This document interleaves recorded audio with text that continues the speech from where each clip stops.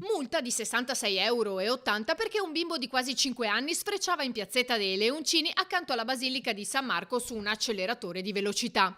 Per regolamento, infatti, a San Marco non si può andare nei monopattino né con quelli che vengono definiti acceleratori di velocità, appunto.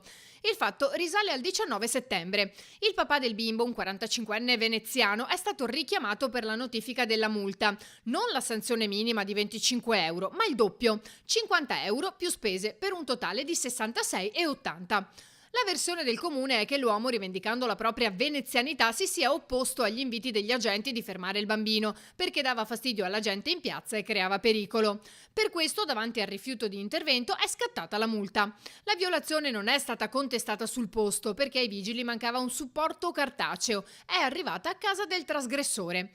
La norma violata è l'articolo 28,2 del regolamento di polizia urbana, che vieta certi giochi sulla pubblica via in determinate fasce orarie.